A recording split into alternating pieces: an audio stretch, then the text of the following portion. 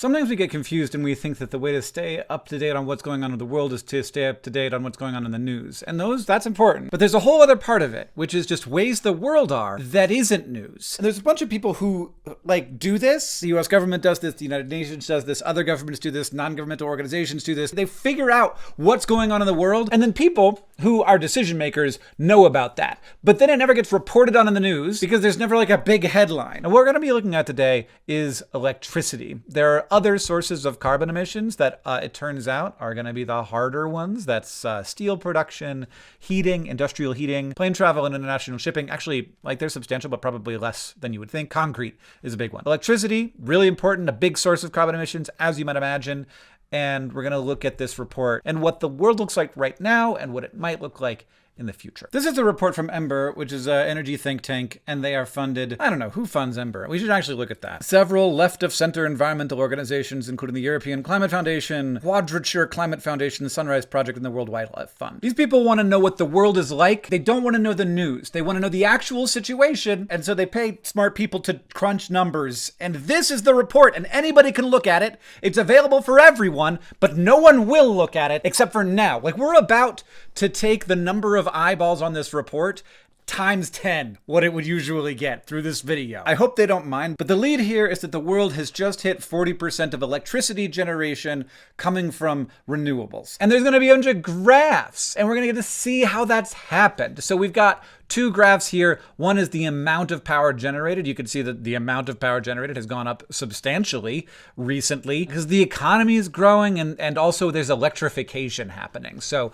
things that used to be powered by fossil fuels are now being powered by electricity. And of course, also that electricity is being generated by fossil fuels in many cases. But things like cars are now electric. Things like a furnace is now a heat pump. A gas stove might be an electric or induction stove. This is half of how we're going to have a sustainable world, is that we're going to take stuff like furnaces and cars that run on fossil fuels, and we're going to convert that to running on electricity. And then the second part is we make the electricity green. So this graph is of just the renewables share. So nuclear, hydro, other wind and solar. And this solar is very encouraging to me. The shape of that is exciting. And on the left, we have total generation, and on the right, we have percent. For a while there, we're getting less percent of renewables up until 2010 because we weren't building nuclear. And when I say renewables, apparently we're including nuclear in that. We maybe shouldn't, but that's a conversation for another day. The amount of nuclear in the world was staying pretty much the same. The amount of hydro was going up a little bit, but the demand was going up so fast that wasn't taking care of the demand. And that's where wind came in. And then now where solar is coming in. And solar is going to be a really big part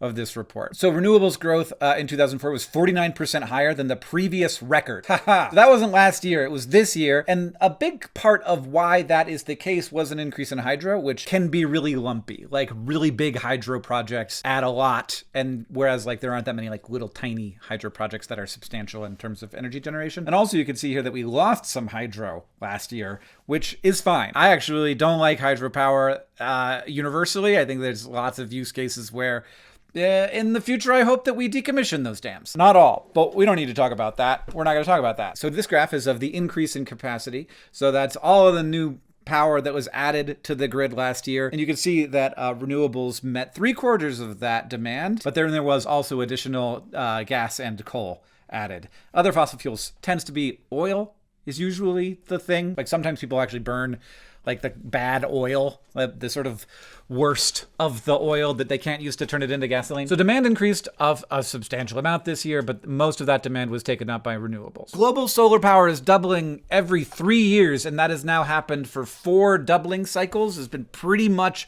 right on track with that rate of doubling. So that says to me that probably it will continue that way. This isn't the price, it is electricity generation from solar power. And so you see this is 3 years, this is 3 years, this is 3 years, but we're talking about this doubling, but going from this to this, that's not that big of a doubling. So we go from 300 to 600, that's fine, but this last one, we went from 1,000 to 2,000. And that's terawatt hours? That's 2,000 terawatt hours? I'll just put the Wikipedia definition of terawatt hour on the screen and you can read it if you need it. Hotter temperatures amplify high electricity demand growth. Oh, interesting. So in addition to electrification and just increase in interest in electricity, there is also an increase because it's hotter out. So we see here a drop where we had like an actual drop in electricity use during the pandemic. And then we had a big spike after that. And then we're at roughly the same demand increase as we had in 2018, which is when the economy was relatively good. And then I started this graph for a long time earlier, and I didn't quite understand it. So here we have an increase in the electricity use for heating and cooling. And in 2022, both went up. In 2023, both went down. And then in 2024, it was hotter, so there was a lot more cooling, and there was actually less heating. So that's interesting. But what happened in 2023? Then there was both less heating and cooling. I guess it was a mild year. And if you look, hotter temperatures were the key driver of global fossil power increase in 2024. Okay, so if it hadn't been hotter, that would have pretty much negated the entire increase in fossil fuels. So clean generation growth met all non-temperature related growth demands.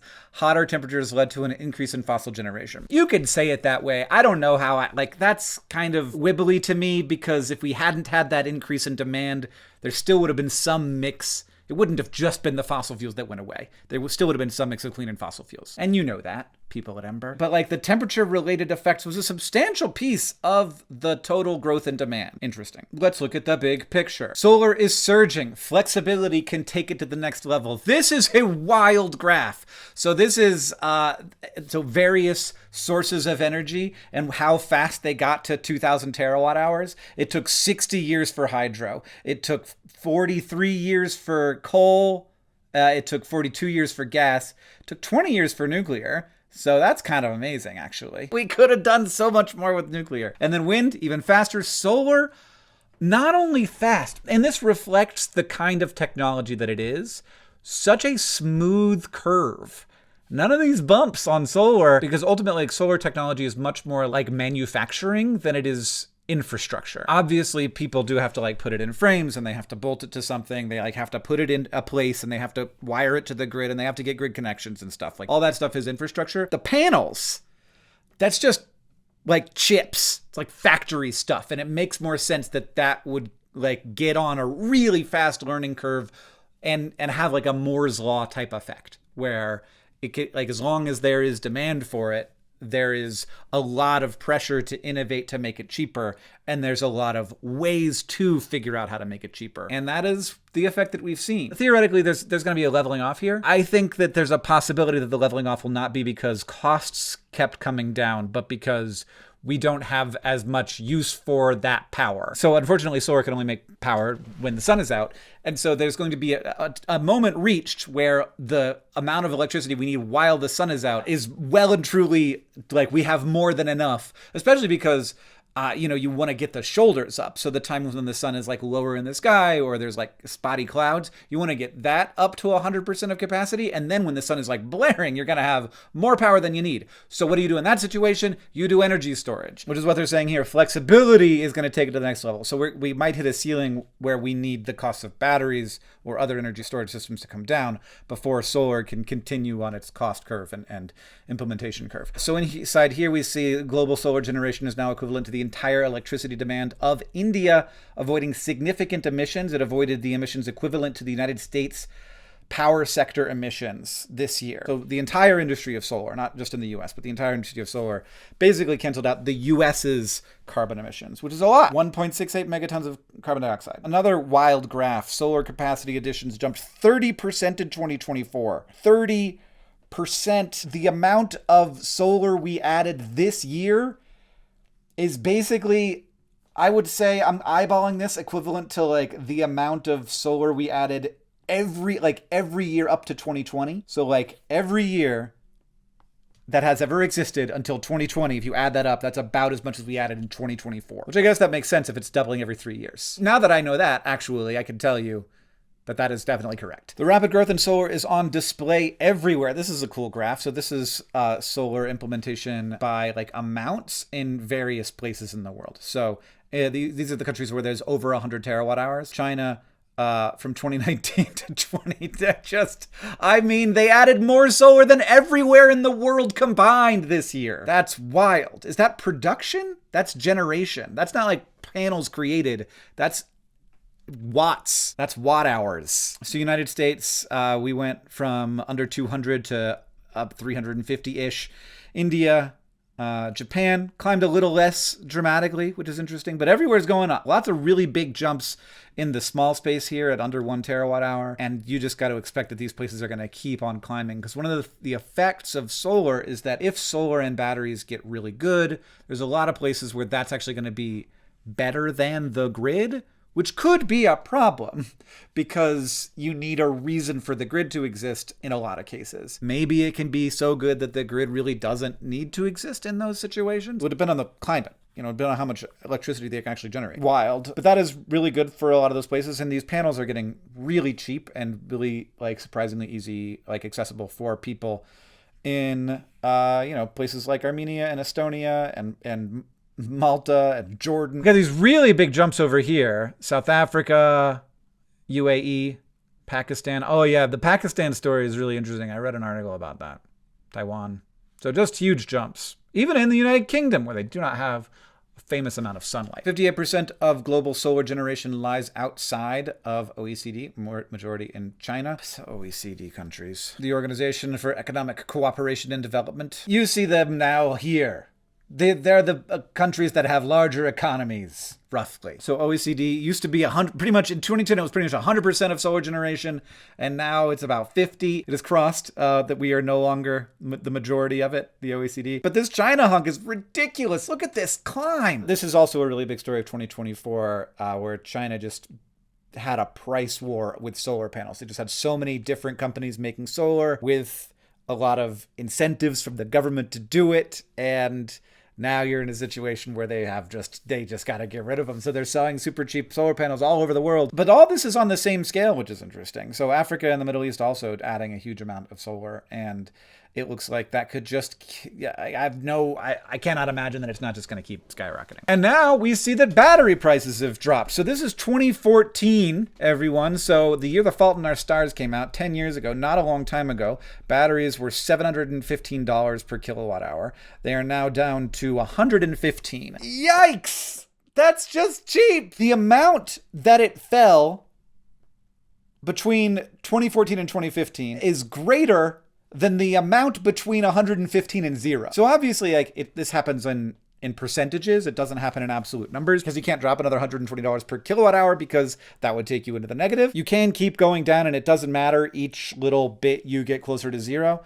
And you could imagine this halving again from 115 to 70, and that would be a really big deal for the ability of everybody to capture solar power when it's plentiful and then redeploy it when there's peaks in demand in the evenings, usually when there's not a lot of power. For example, the duck curve. So here we have California's duck curve showing exactly this. We have a lot of battery storage in California now, and that's solving a lot of problems. So we have 2023 and 2024 here showing batteries charging during sunlight hours here, and then expelling their power in the evening hours when there isn't a lot of solar, but there is a lot of demand. And in California's summer, batteries now supply almost a fifth of electricity demand during evening peaks. And that could be a lot higher. It absolutely could be, especially if the price of solar keeps going down and the price of batteries keeps going down, which it looks like it's going to. Clean generation is expected to meet higher levels of demand growth. So emerging drivers of demand, EVs, heat pumps, data centers, have structurally raised demand growth. Heat pumps are basically a way to do hot water heaters and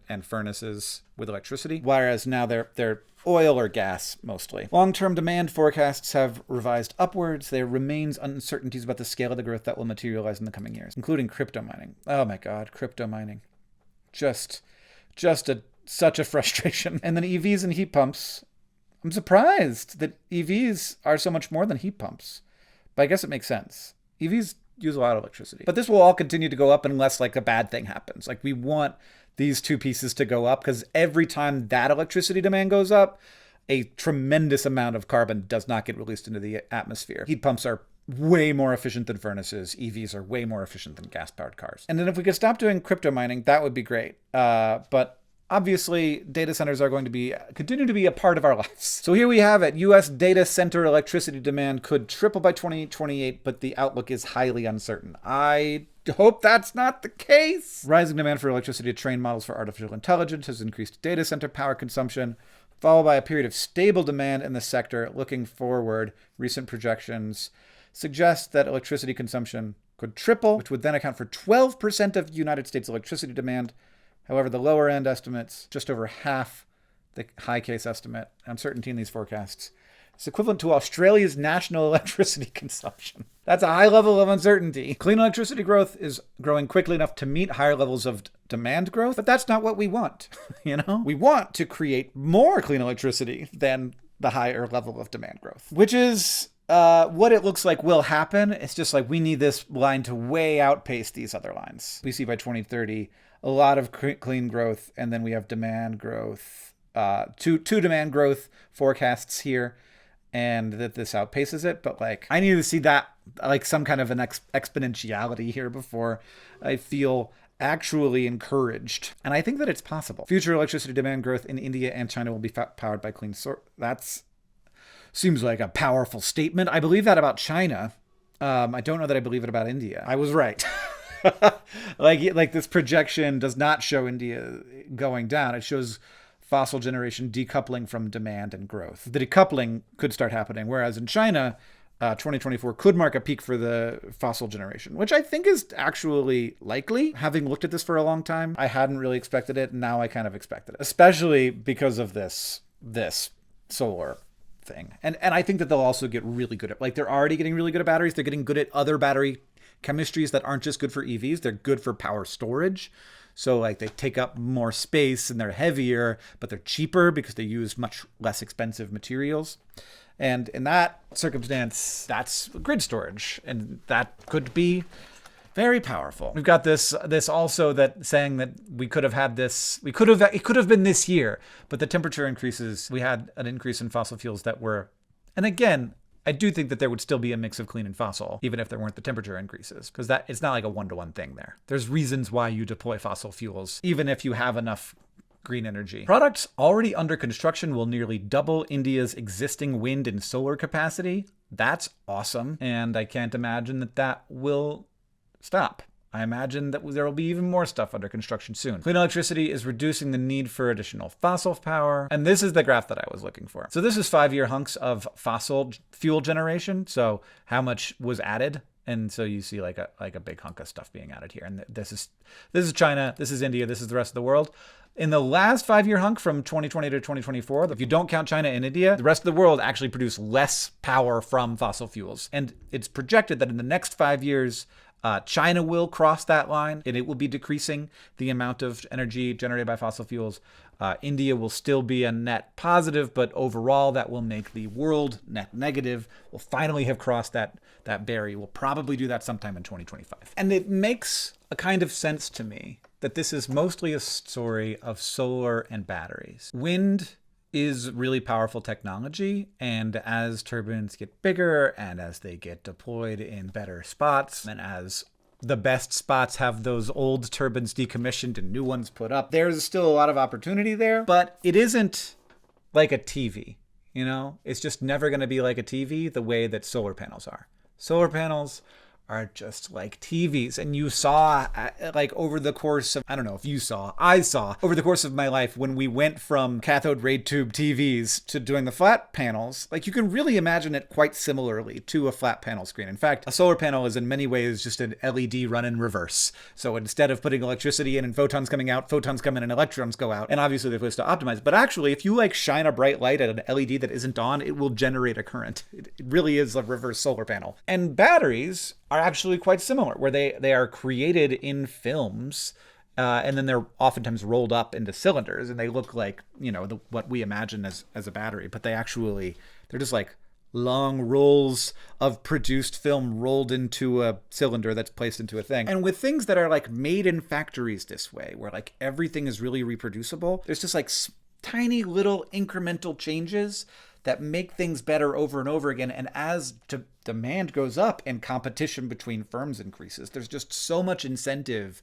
to get the price as low as possible, to like use the fewest expensive components, to completely eliminate expensive components, to create new, better machines that are just like so good at their jobs, better chemistries, more efficient everything, thing by thing by thing by thing. And these get on these learning curves where the costs just drop really dramatically. I don't think that solar and batteries fixes everything. I live in Montana, where that's probably never going to be a thing.